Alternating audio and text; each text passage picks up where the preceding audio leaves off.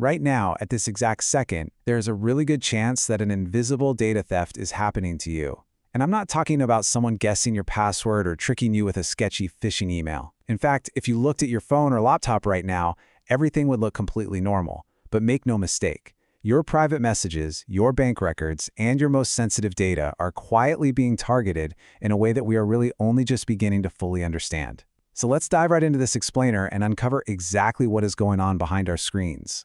So, is your encrypted data already being stolen? I know, it sounds totally like science fiction, but it's a reality we absolutely have to face. Someone, somewhere, and we're most likely talking about a nation-state intelligence agency here, is quietly collecting and storing massive amounts of encrypted internet traffic. They're sweeping up private messages, banking transactions, medical records, you name it. But here's the fascinating catch. They actually cannot read a single drop of this data today. Today's encryption is just way too strong. But they're stockpiling it anyway. Why? Well, because they're playing a very long, very patient game. Here's our roadmap for today's explainer. First, the invisible data theft. 2, the encryption math trick. 3, enter the quantum computer. 4, harvest now, decrypt later. 5, the post-quantum solution. And finally, number 6, what you can actually do about it. Okay, let's start with part 1, the invisible data theft.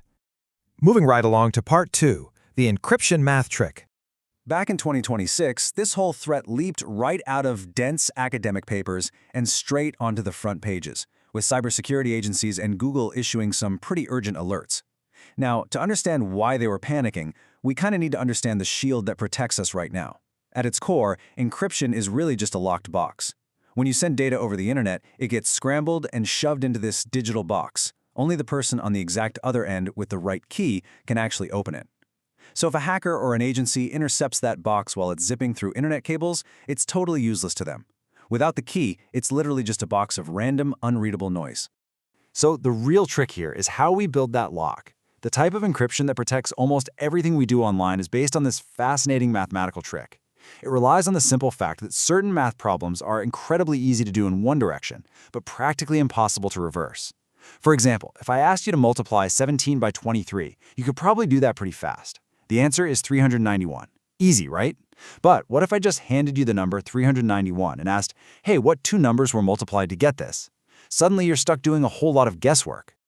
Now, imagine those numbers aren't just 2 digits, but hundreds of digits long. That is the entire foundation of modern encryption. A regular classical computer, the one sitting on your desk or in your pocket right now, would literally need millions of years to figure out those original numbers.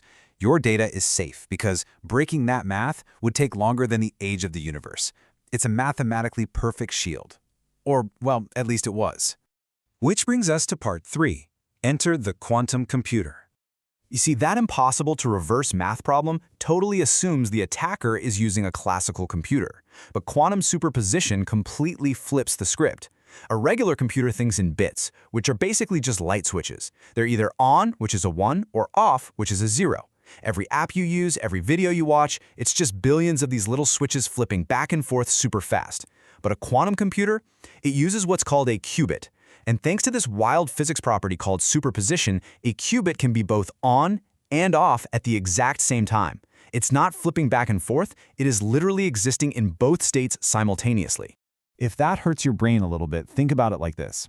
Imagine you're standing in a massive library with a billion books, and you need to find one specific sentence.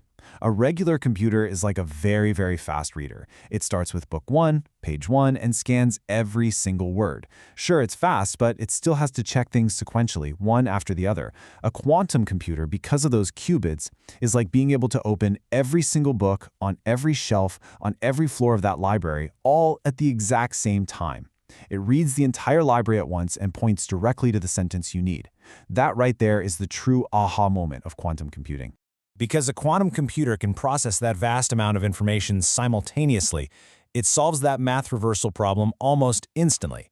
So, math that takes millions of years for your laptop, it takes a quantum computer seconds.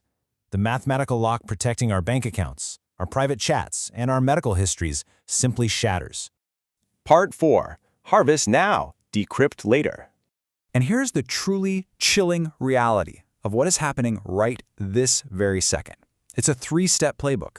Step 1, intercept and store encrypted data right now. They can't read it yet, but they're sweeping it all up into massive data centers. Step 2, wait. They literally just wait 5, 10, maybe 15 years until quantum computers are fully built out and scaled. And step 3, once the technology finally matures, they decrypt every single thing they stored years ago. Every secret that was safely locked up today becomes an open book tomorrow. And this isn't just theoretical.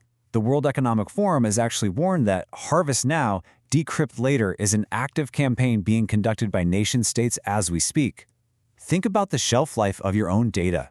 Your social security number doesn't change. Your medical history, that follows you forever. Corporate strategies, national security secrets, these stay sensitive for decades. Adversaries are stockpiling this stuff because they're playing the long game. The data is already in their hands.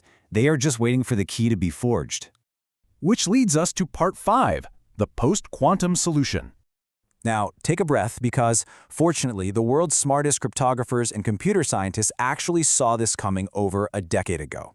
The ultimate defense against this is called post-quantum cryptography, or PQC. And the idea is pretty brilliant but straightforward.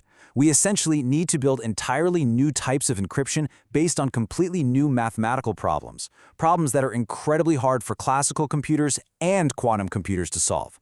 PQC is basically the brand new foundation we need for securing all of our digital infrastructure. And we are on a super aggressive global timeline to get this done. In 2024, after an 8-year worldwide competition, NIST officially released the first set of these post-quantum encryption standards. By 2026, tech giants like Google were already shouting from the rooftops, urging immediate migration. Companies like Apple and Signal, they've already started baking PQC straight into iMessage and their chat protocols. And looking ahead to 2030, the US government has set a hard deadline for all federal agencies to have quantum-resistant infrastructure in place. But looking at that timeline really highlights a massive logistical headache. Migrating the entire world's encryption is basically like trying to replace the foundation of a giant skyscraper while people are still living and working inside of it. We have to upgrade the world's banks, hospitals, power grids, and military systems, all without breaking the current internet in the process. It's a monumental, incredibly complex task that's happening quietly, right behind the scenes. Finally, part 6, what you can actually do. So what does this actually mean for you? Well, I've got 3 clear takeaways. First off, seriously, don't panic. Your everyday encryption is still doing its job. You definitely don't need to empty your bank account and bury cash in the backyard. The Harvest Now threat is really primarily targeting organizations with long-lived secrets, not your everyday mundane browsing. Second, and this is absolutely crucial, keep your devices and your apps on auto-update. Whenever Apple, Google, or Microsoft push a software update, they are increasingly sneaking in these quiet post-quantum cryptography protections. Just by hitting Update, you are essentially downloading your new quantum armor. And third, if you happen to be an IT professional listening to this, you need to plan your PQC migration immediately. In the world of enterprise infrastructure, that 2030 deadline is basically tomorrow morning. So we arrive at this final, kind of lingering question. Will your secrets outlast the quantum countdown? Look, we are living right through one of the most significant yet completely invisible transitions in the entire history of digital security. That little familiar padlock icon in your browser? It's rapidly approaching its expiration date, but an entirely new quantum-proof foundation is being poured right beneath our feet. By simply keeping your devices updated and staying informed about this stuff, you're actively participating in this historic upgrade. Thanks so much for diving into this explainer with me today. Share this knowledge with a friend, double-check that those auto updates are turned on, and as always, stay curious.